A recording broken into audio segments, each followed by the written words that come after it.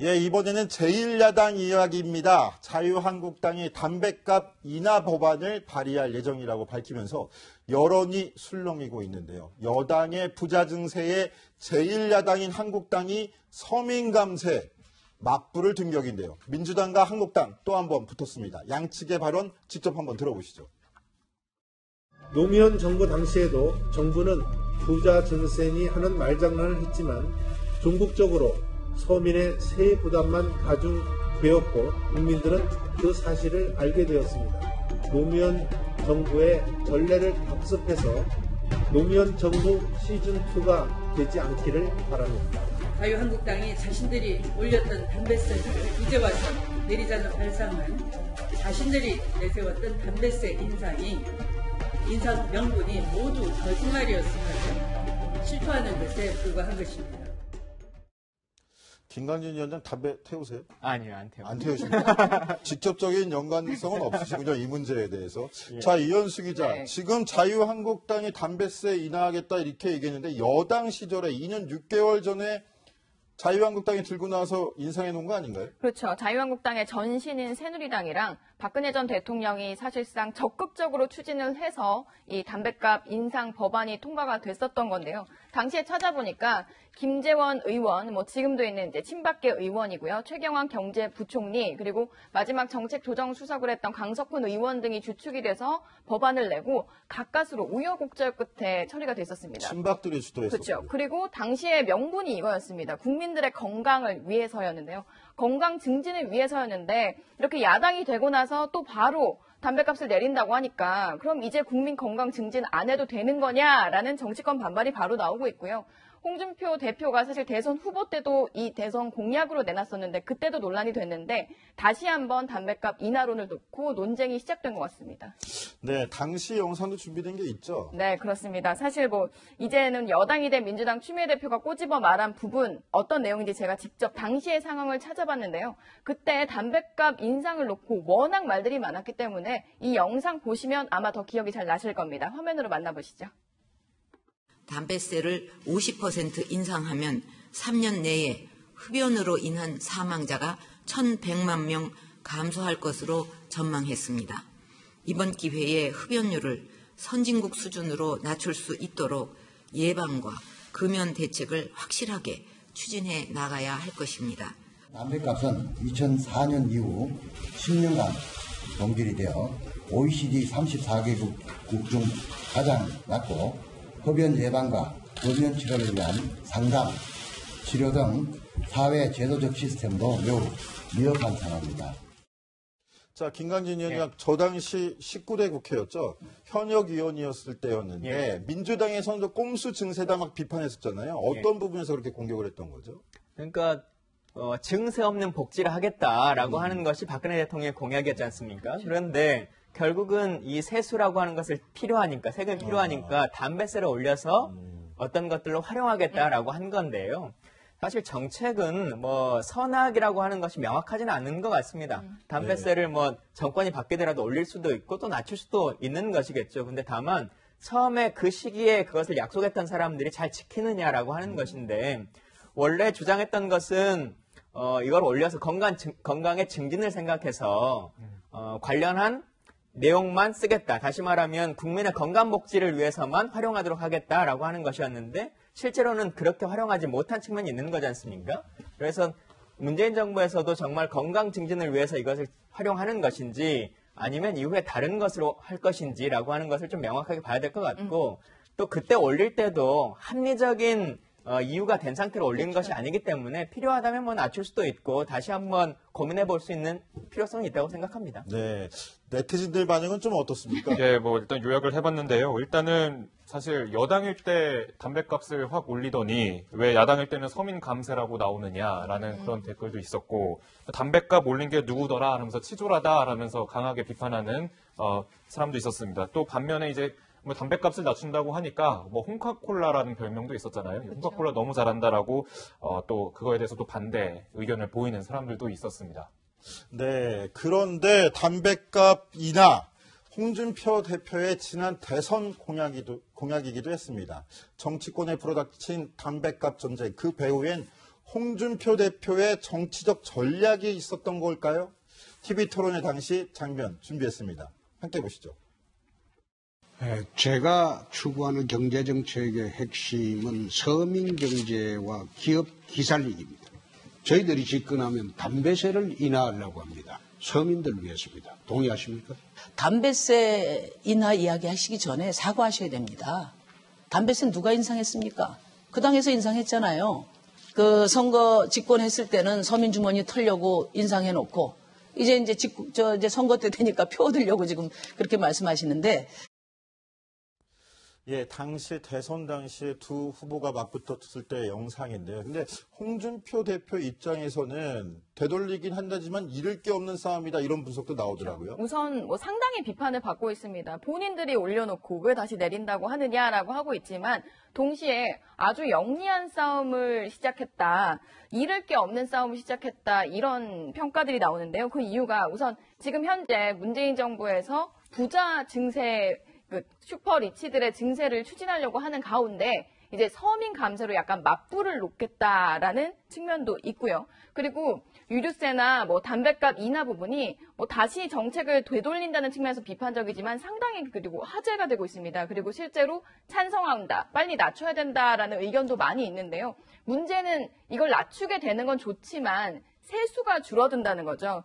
담배값 내리거나 또 유류세를 50% 인하한다고 하면 한 12조 정도가 덜 거치게 되는데 지금 문재인 정부에서는 우선 복지를 늘리기 위해서 뭔가 증세 방안을 찾고 있는 상황에서 이런 이슈들이 공론화된다면 도움될 게 없겠죠. 이런 부분들이 아마 좀 영리한 싸움이다라는 지적이 나오고요. 동시에 또 당내에서는 이게 친박계가 주도를 하지 않았습니까? 그래서 아마 그 친박계를 때리는 효과도 불러오면서 박근혜 정부 때 했던 정책들을 좀 지울 수 있는 계기도 될 수 있지 않겠느냐.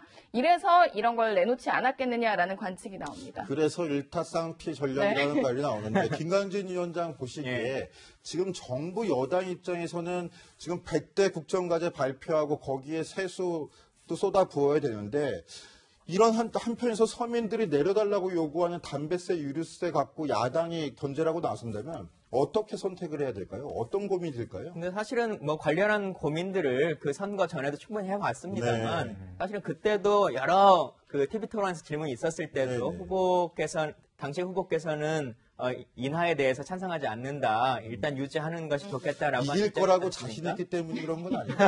그런데 조금 저는 다르게 고민해 볼 것이 앞서도 말씀드렸습니다만 사실 이 돈을 받은 걸 가지고 어떻게 쓸 것이냐라고 하는 것이 중요합니다. 그쵸. 이걸 가지고 다른 것으로 그냥 마음대로 쓸 수 있는 것이 아니라 원래 거둘 때 약속했던 것이 있습니다. 이렇게 올리면 국민의 건강을 위해서 국민건강기금으로 활용하겠다. 그리고 의료기관의 증처를 위해서 사용하겠다. 이런 것들이 있었는데 그런 면에 생각해 보자면 사실 문재인 정부에서도 이 세수를 가지고 우리 지금 말하는 것처럼 중앙 공무원 일자를 늘리고 이렇게 쓰는 것은 아니거든요. 그렇죠. 그래서 그것은 너무 연관해서 문재인 정부의 100대 과제를 하기 위해서 담배세가 필요하다. 이렇게 바로 연결질 필요성은 또 없을 거라 생각합니다. 네. 이 담배값 하면 이제 세금이라는 이슈가 좀 화두가 계속 나오는데 근데 그래도 이제 대통령이라면 이제 국민 건강 본보기를 보이기 위해서 약간 담배를 끊어야 되는 거 아니냐라는 얘기 많이 나오지 않습니까? 문재인 대통령도 담배를 끊고 있는 상태죠. 예. 역대 대통령의 사례를 좀 제가 한번 봤는데 박정희 전 대통령 같은 경우는 상당히 애연가였다고 합니다. 그래서 유경수 여사가 이 일정을 따라가다가 이 재떨이가 꽉 차서 한 10번 정도를 갈아준 적이 있을 정도로 상당한 애연가라고 전해지고 서독 광부를 만나러 갔을 때 광부들에게 선물한 것이 바로 담배입니다. 그 정도로 이제 담배를 상당히 사랑했다고 하고요.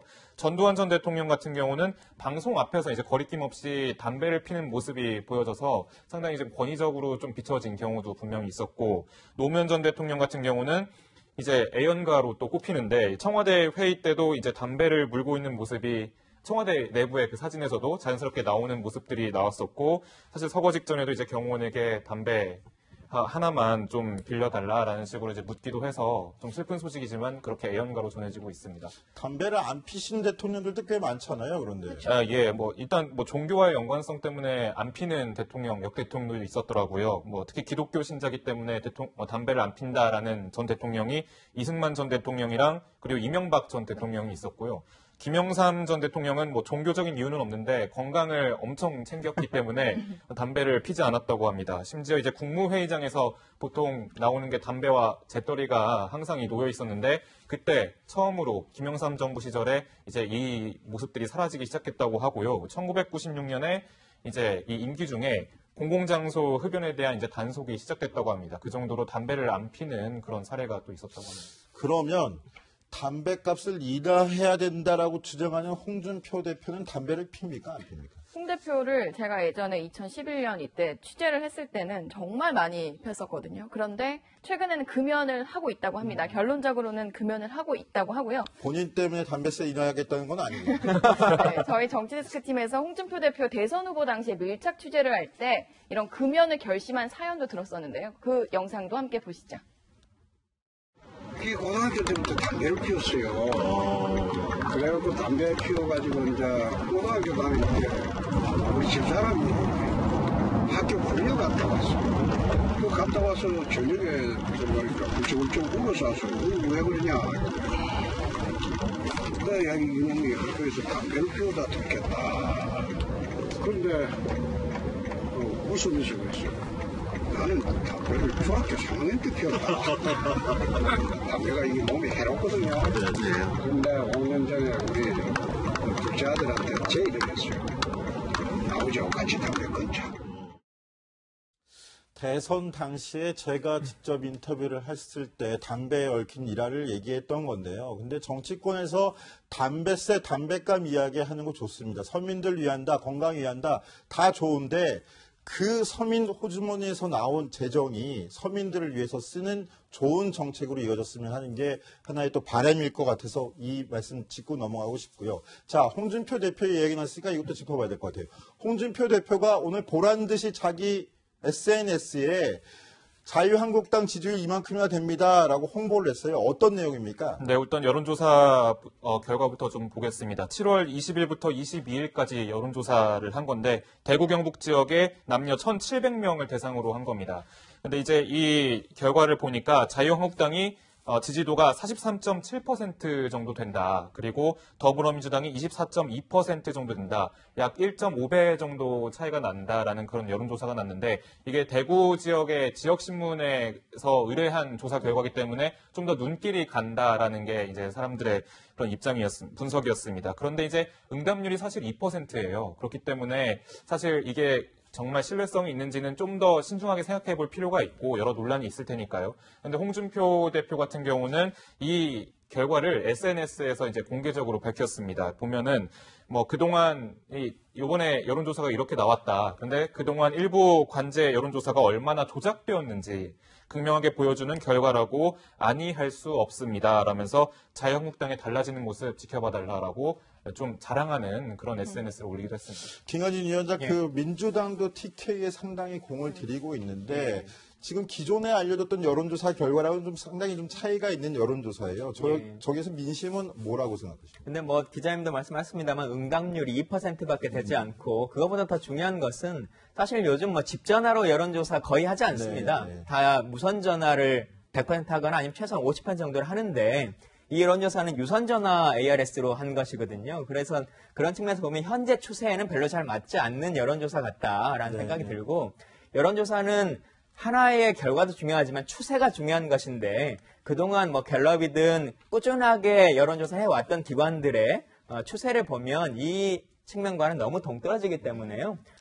홍준표 대표가 말한 관제 여론조사라고 하는 것이 정확하게 어느 쪽일까라고 하는 것은 국민들이 좀 판단해 보셔야 될 것 같습니다. 자, 그래서 준비했습니다. 대구 민심은 정말 어떨까요? 영남일보 기자 전화 연결했는데요. 박재일 영남일보 편집부국장 나와 계십니까?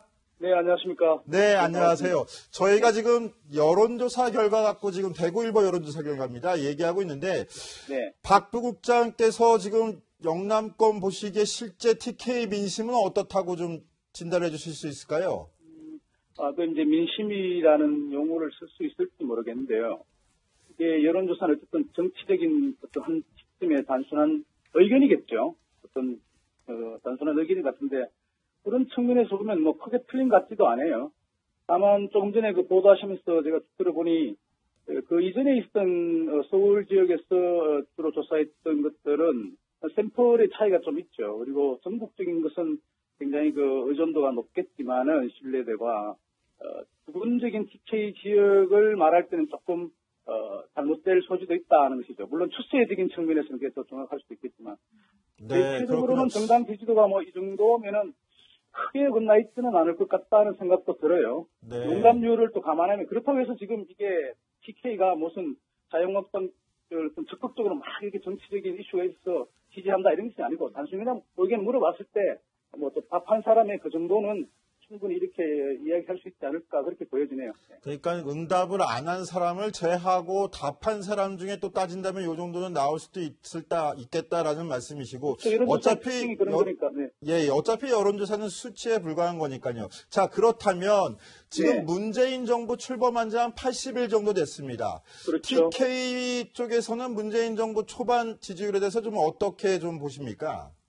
아무래도 전국적인 현상이기도 하지만 새로 출범한 정부를 무슨 다리 걸듯이 괜히 뭐 그럴 필요 없잖아요. 그러니까 후한 점수를 주는 편이었죠. 네. 근데 이게 이제 그 시간이 좀 지나고 정책이 표출되면은 예를 들면 뭐 원전 문제라든가 탈원전 그리고 1만 원권 그 시급 문제 뭐 자영업자들이 뭐 불만이 있을 수 있잖아요. 그러니까 정책이라는 것이 모든 사람을 100% 만족시켜 줄 수 없으니 꼭 TK 지역이 아니더라도 그런 부분에서는 반대 여론이 조금씩 형성될 수 있죠. 그러니까 네. 기존에서 굉장히 좀 높았던 지지율이 조금은 꺾여 가는 부분이 있고요. 네. 또 지금 보면은 국정 운영을 잘한다 못한다 거의 뭐 좀 반반 정도에 그래도 잘한다는 쪽도 의외로 많은 것 같기도 하고요. 그래서 이제는 그게 아마 현 정부를 바라보는 어떤 입장이 조금 안정화된다 할까요? 그리고 그러면서 동시에 또 미래를 좀 보는 뭐 정치적인 어떤 보수적인 입장에서